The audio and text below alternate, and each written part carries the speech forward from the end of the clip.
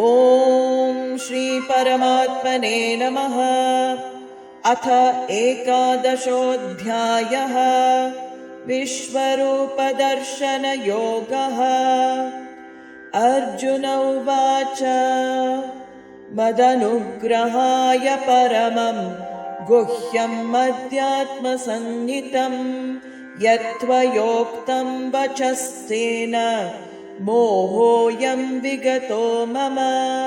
भवाप्ययो हि भूतानां श्रुतौ विस्तरशो मया त्वत्तः कमलपत्राक्ष माहात्म्यम् अपि चाव्ययम्। एवमेतद्यथा तत्त्वम् आत्मानं परमेश्वर द्रष्टुमिच्छामि ते रूपम् ऐश्वरं पुरुषोत्तम। मन्यसे यदि तच्छक्यं मया द्रष्टुमिति प्रभो योगेश्वर ततो मे त्वं दर्शयात्मानमव्ययम्। श्रीभगवानुवाच पश्य मे पार्थरूपाणि शतशोतसहस्रशः नानाविधानि दिव्यानि नानावर्णाकृतीनि च। पश्यादित्यान् वसून् रुद्रान् अश्विनौ मरुतस्तथा बहून्यदृष्टपूर्वाणि पश्याश्चर्याणि भारत।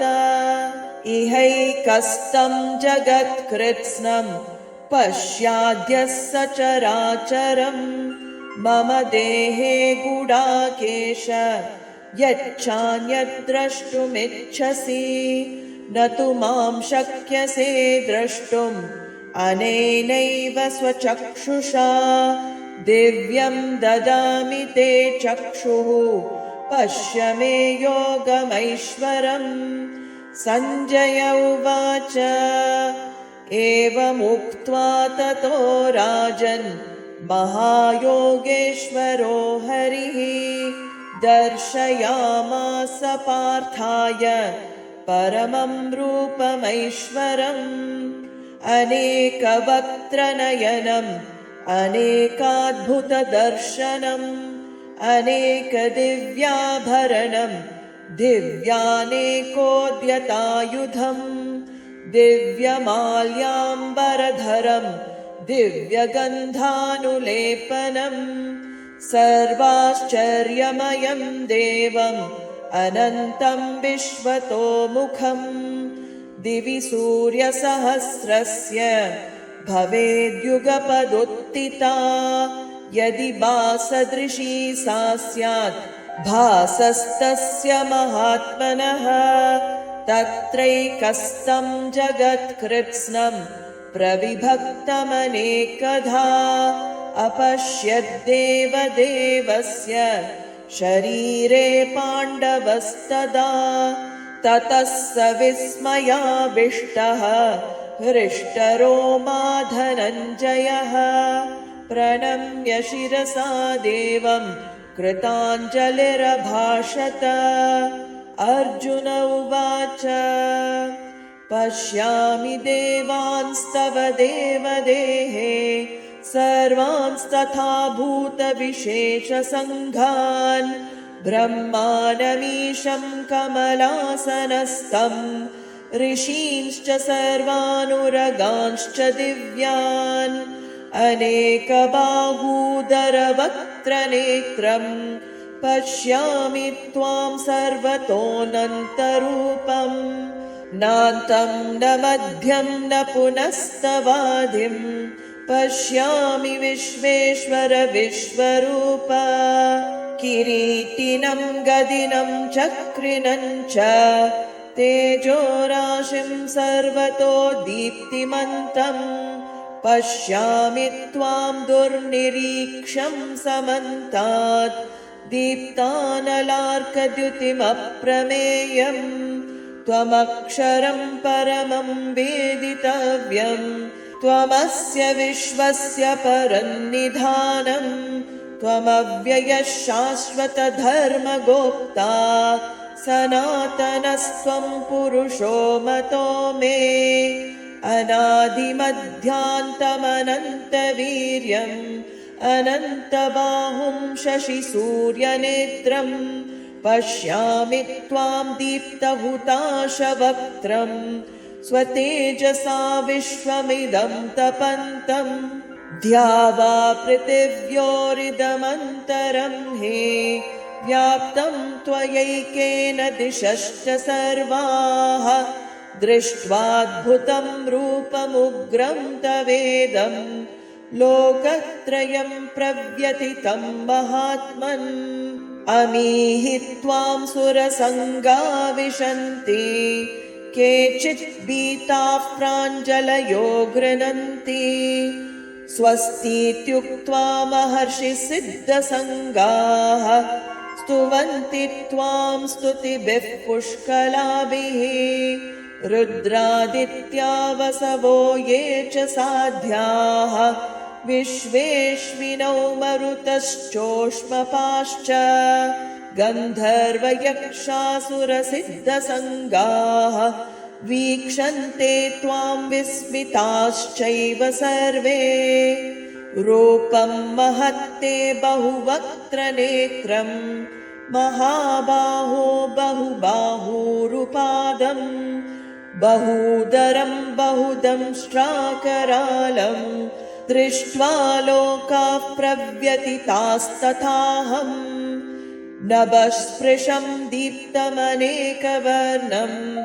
व्याताननं दीप्तविशालनेत्रम् दृष्ट्वा हि त्वां प्रव्यथितान्तरात्मा धृतिं न विन्दामि शमं च विष्णो दंष्ट्राकरालानि च ते मुखानि दृष्ट्वैव कालानलसन्निभानि दिशो न जाने न लभे च शर्म प्रसीद देवेश जगन्निवास अमी च त्वां धृतराष्ट्रस्य पुत्राः सर्वे सहैवैव निपालसङ्गैः भीष्मो द्रोणः सूतपुत्रस्तथासौ सहास्मदीयैरपि योधमुख्यैः वक्त्राणि ते त्वरमाना विशन्ति दंष्ट्राकरालानि भयानकानि केचित् विलग्ना दशनान्तरेषु सन्दृश्यन्ते चूर्णितैरुत्तमाङ्गैः यथा नदीनां बहवोऽम्बुवेगाः समुद्रमेवाभिमुखा द्रवन्ति तथा तवामी नरलोकवीराः विशन्ति वक्त्राण्यभिविज्वलन्ति यथा प्रदीप्तं ज्वलनं पतङ्गाः विशन्ति नाशाय संवृद्धवेगाः तथैव नाशाय विशन्ति लोकाः तवापि वक्त्राणि संवृद्धवेगाः लेलिह्यसे ग्रसमानः समन्तात् लोकान् समग्रान् वदनैर्ज्वलद्भिः तेजोभिरापूर्य जगत्समग्रम् भासस्तवोग्राः प्रतपन्ति विष्णो आख्याहि मे को भवानुग्ररूपः नमोऽस्तु ते देववर प्रसीद विज्ञातुमिच्छामि भवन्तमाद्यम् न हि प्रजानामि तव प्रवृत्तिम्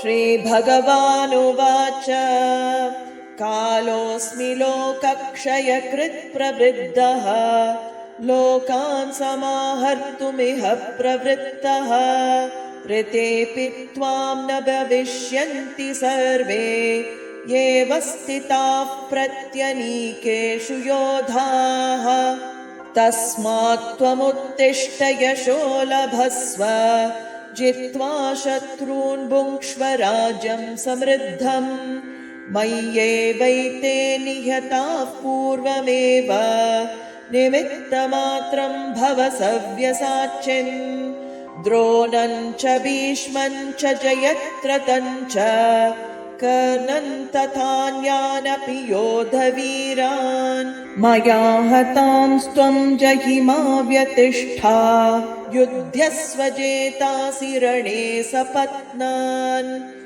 सञ्जय उवाच एतत् श्रुत्वा वचनं केशवस्य कृताञ्जलिर्वेपमानः किरीटी नमस्कृत्वा भूय एवाह कृष्णं स गद्गदं भीतभीतः प्रणम्य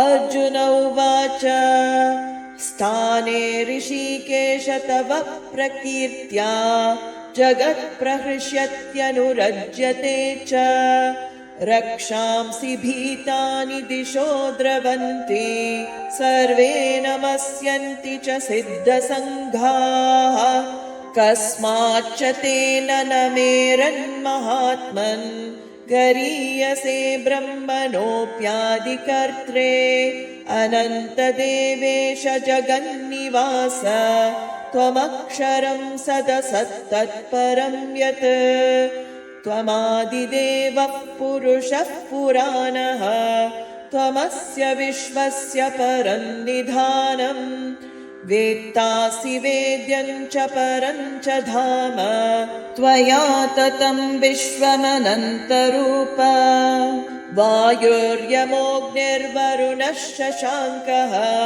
प्रजापतिस्त्वं प्रपितामहश्च नमो नमस्तेऽस्तु सहस्रकृत्वः पुनश्च भूयोऽपि नमो नमस्ते नमः पुरस्तादत पृष्ठतस्ते नमोऽस्तु ते सर्वत एव सर्व अनन्तवीर्यामितविक्रमस्त्वं सर्वं समाप्नोषि ततोऽसि सर्वः सखेति मत्वा प्रसभं यदुक्तं हे कृष्ण ये यादव हे सखेति अजानता महिमानं तवेदं मया प्रमादात् प्रणयेन वापि यच्छावहासार्थमसत्कृतोऽसि विहारशय्यासनभोजनेषु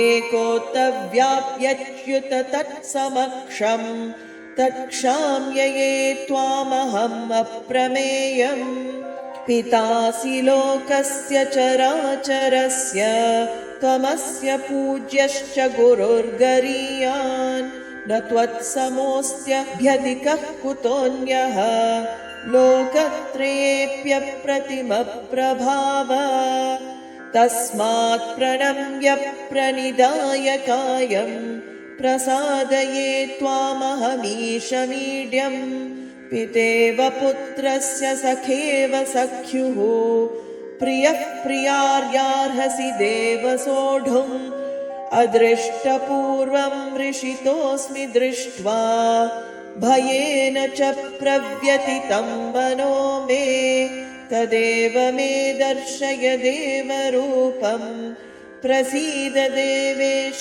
जगन्निवास किरीटिनं गदिनं चक्रहस्तम् इच्छामि त्वां द्रष्टुमहं तथैव तेनैव रूपेण चतुर्भुजेन सहस्रबाहो भव विश्वमूर्ते श्रीभगवानुवाच मया प्रसन्नेन तवार्जुनेदं रूपं परं दर्शितमात्मयोगात् तेजोमयं विश्वमनन्तमाद्यं यन्मे त्वदन्येन न दृष्टपूर्वम् न वेदयज्ञाध्ययनैर्न दानैः न च क्रियाभिर्न तपोभिरुग्रैः एवं रूपः शक्य अहं नृलोके द्रष्टुं त्वदन्येन कुरु प्रवीर मा ते व्यथा मा च विमूढभावः दृष्ट्वा रूपं घोरमीडृन्ममेदम् व्यपेतभिः प्रीतमानाः पुनस्त्वं तदेव मे रूपमिदं प्रपश्य। सञ्जय उवाच इत्यर्जुनं वासुदेवस्ततोक्त्वा स्वकं रूपं दर्शयामास भूयः। आश्वासयामास च भीतमेनं भूत्वा पुनः सौम्य वपुर्महात्मा। अर्जुन उवाच दृष्ट्वेदं मानुषं रूपं तव सौम्यं जनार्दन इदानीमस्मि संवृत्तः सचेताः प्रकृतिं गतः।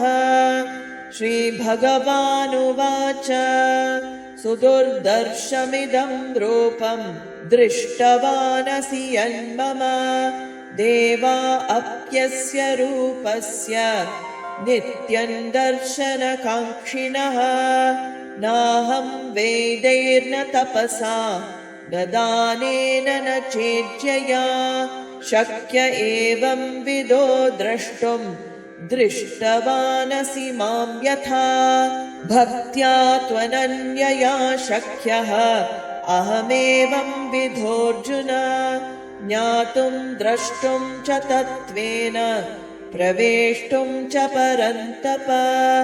मत्कर्म कृन्मत्परमः मद्भक्तः सङ्गवर्जितः निर्वैरः सर्वभूतेषु यः स मामेति पाण्डव।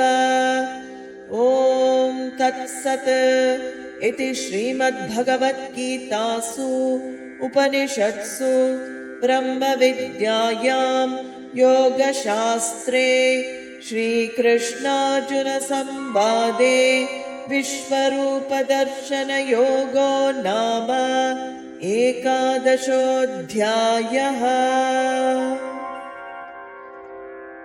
ॐ